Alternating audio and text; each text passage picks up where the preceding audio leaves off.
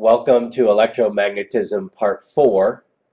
In this video, we're going to discuss determining the force on a moving charge in an existing magnetic field.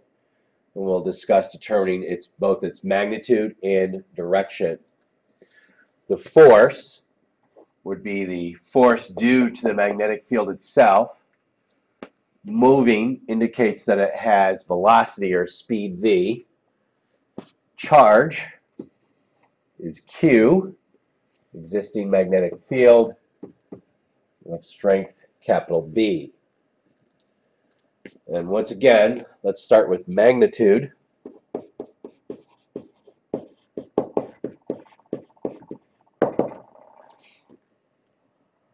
And what would be some ways to vary the strength of that force?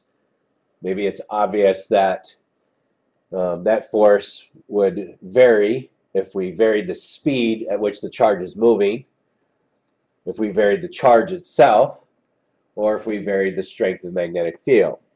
And indeed, FB equals QVB.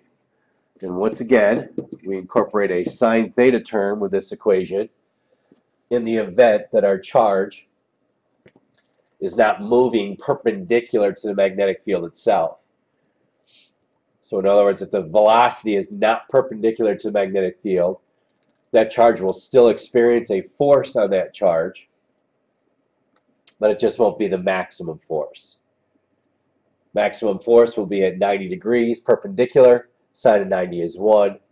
And often you'll see us just drop that off and not even use it if we already know that it's perpendicular. All right, the next part that we need to talk about here before doing the sample problem over there to the right is the direction. How do we determine the direction of that force? Well, we're going to use a hand rule here.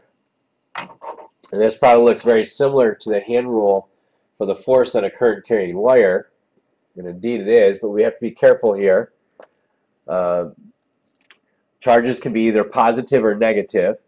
It's obvious that this is the right hand, so right hand is what we use for positive charges. We would use our left hand if dealing with negative charges. And just like the previous hand rule for a force on a current carrying wire in an existing magnetic field, the middle finger is F, the index finger is B, but before, our thumb, which is sticking straight up in this diagram, was I, the current, but in this case, it's V for velocity. This should be a stretch because really all current is moving charges in a wire. So really what you're doing is you're putting your thumb in the direction of the moving charges in the wire, that being conventional current if it was positive. Okay? The arrows here that I've drawn make it look like the V is not perpendicular to F, but indeed it's sticking straight up in the air if you were to orientate your hand the same way. And so we see that V, F, and B are all perpendicular to each other.